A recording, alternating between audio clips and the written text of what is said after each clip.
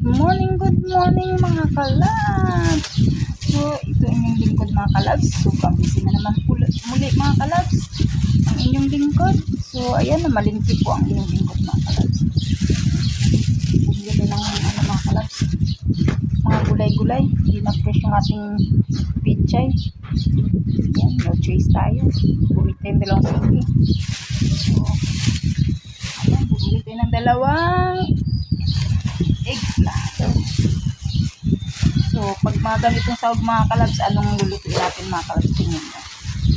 Anong luto for today mga kalabs? Yan ang ating sahog-sahog. Yan. Parang may kulang ata.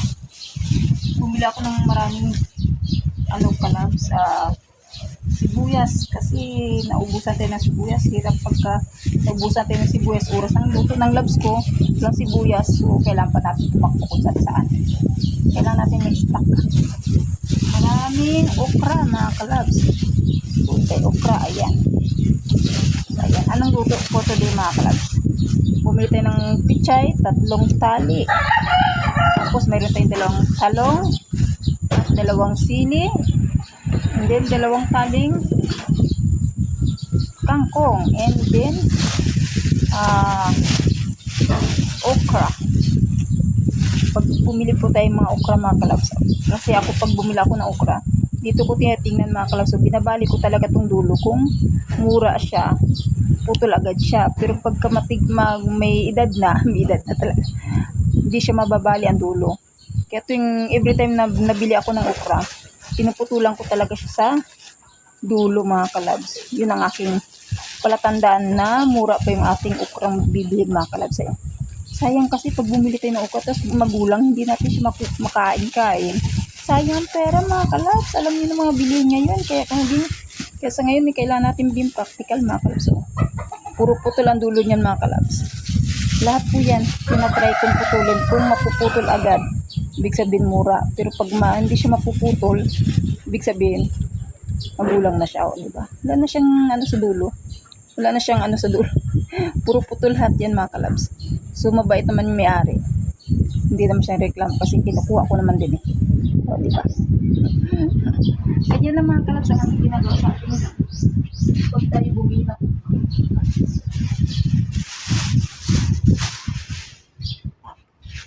So, alam na natin kung anong menu natin for today mga kalabs. Ano kaya ang ating menu for today mga kalabs?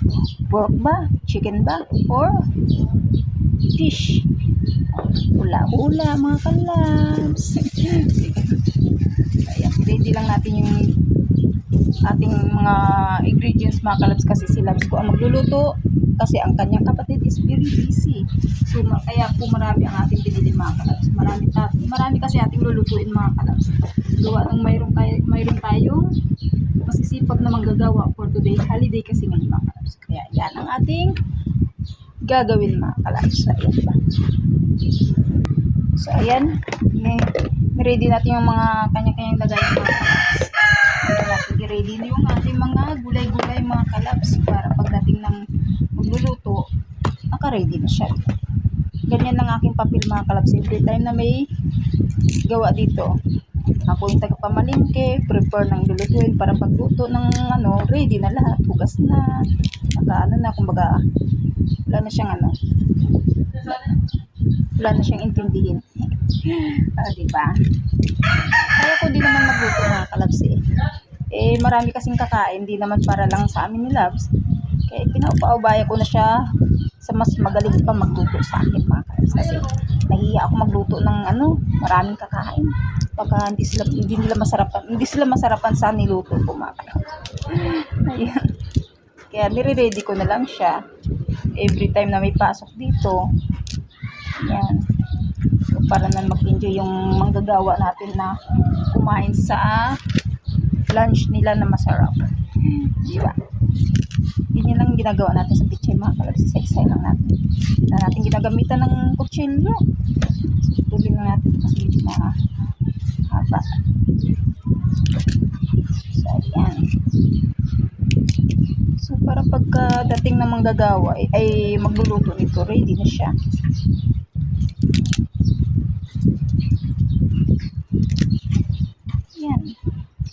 Hugasan na lang natin yan mga yan pagka tapos na lahat.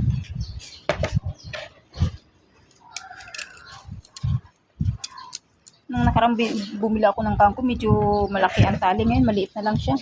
Maliit na lang yung tali. So, dito din, tumaas na naman yung kangkong, gulay. Ito.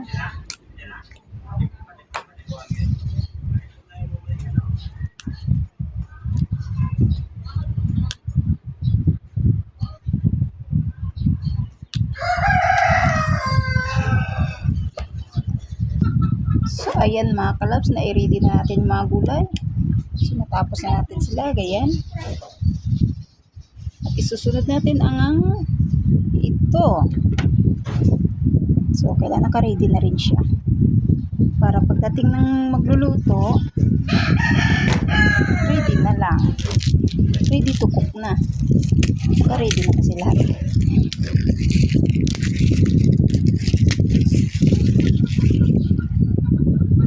So, ayan mga kalabs, natapos na natin ating paghiwa ng isasahog sa ating menu for today. So, ayan. So, isunod natin yung pinaka-main ingredients mga kalabs. So, ayan. Ating susunod gagawin. Ayan mga kalabs.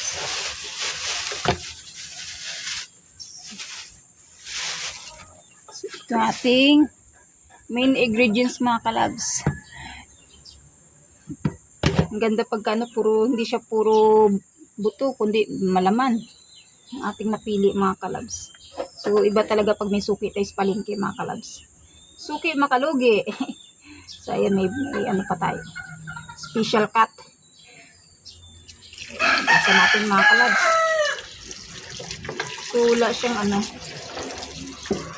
Hindi na kasi tayo nakaabot ng ribs mismo mga kalabs. Kaya ang ginawa ko, mix na siya.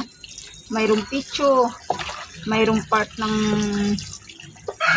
sa may buntot. So, yun lang aking kinuha mga kalabs kasi naubos ang ribs. Pagdating natin, wala na, ubos na. Kahit maaga na tayo nagpunta doon sa ating suki. So, naubusan pa rin tayo. Mabenta ang kanilang ribs kasi ang ribs nila mga kalabs, ang ganda. So, ugasan lang natin siya isa-isa mga kalabs para malinis.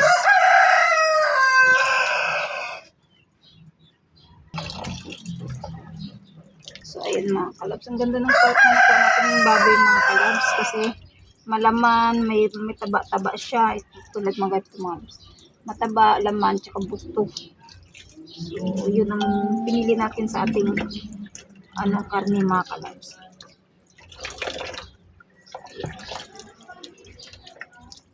Ito puro laman naman ito mga kalabs. Oh. Ito part ng picho mga kalabs. Malaman. Pinili talaga natin siya mga kalabs. Doon ang mayroon kasing puro buto. So, kunti lang yung laman. Bagay yun naman ang masarap kaso nga lang sayang sa timbang buto. Hindi naman natin nakakain yung buto kaya mas maganda mamili tayo ng maganda-ganda para kasi babayaran natin yung puro buto wala tayo makain sayang. So ayan. So ayan mga kalabs.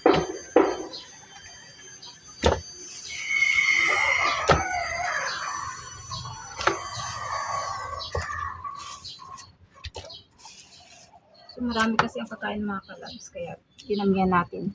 So higit 2 kilo to mga kalabs. So ayan, ready na lahat ng ating gagawin mga kalabs. Bigat. Yeah. Ayan. Ayan ang ating menu for today mga kalabs. Naka-ready na. So itong talong hindi ko na muna to hiniwa kasi sabi nila kailangan nakababad sa tubig bago hiwain. So or ihulog siya ng malapit na maluto ang ating mga gulay mga kalabs. So ayan. Diba? Ready na po siya mga kalabs. Ang magluluto na lang ang wala pa. Pero sisimulan ko to pagka medyo late na yung dadating yung magluluto kasi Medyo habol tayo sa oras mga kalabs. Ayan po ang ating menu for today mga kalabs. Ano kaya? Ayan. Ayan. Sinigang na babi mga kalabs. Ayan. Ayan ating menu for today para sa ating mga manggagawang masisipag mga kalabs. So ayan. Thank you for watching mga kalabs. Yan po ang ating video for today is preparing sa ating sinigang mga kalabs. So ayan. Thank you. Thank you. Thank you. Thank you. Happy New Year. Yan. Thank you so much mga kalabs.